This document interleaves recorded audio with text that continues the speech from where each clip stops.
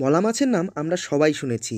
কেন এই মাছ এত পুষ্টি সমৃদ্ধ আর কেনই বা ডাক্তাররা এই মাছটি বেশি করে খেতে বলেন, আজকের এই ভিডিওতে আমরা সেটাই আলোচনা করব। আমাদের দেশে মিঠা পানির মোট 260টি মাছের মধ্যে মলা একটি অত্যন্ত সুস্বাদু ও পুষ্টিকর একটি মাছ।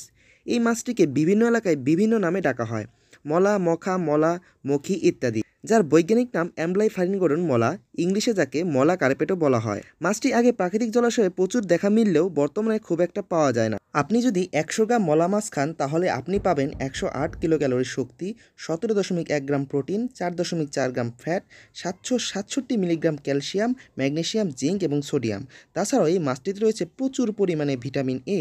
টোটাল 2680 মিলিগ্রাম ভিটামিন এ কিন্তু এই মাছটি খেয়ে আপনি পেয়ে যেতে পারেন। মাছটির মধ্যে রয়েছে ব্যাপক পরিমাণে ছোট ছোট কানেকটিভ টিস্যু, যেই টিস্যুগুলো রান্নার পরে কিন্তু জিলাটিনে পরিণত হয়।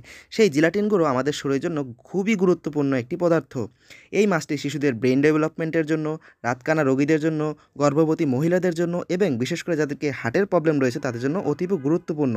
কারণ এই মাছের মধ্যে রয়েছে ওমেগা 3 ফ্যাটি অ্যাসিড, যেটা আমাদের হার্টের যে প্রবলেমগুলো আছে সেগুলো কিন্তু পরিত্রাণ করতে সাহায্য করে।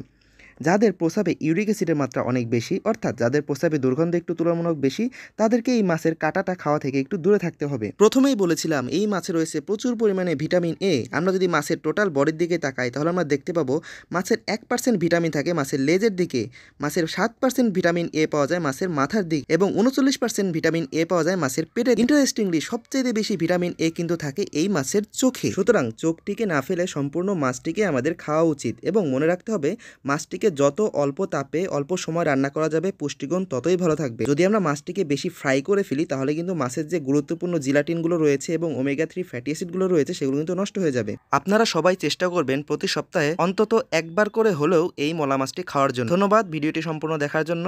ভালো লাগলে সাবস্ক্রাইব করবেন চ্যানেলটি।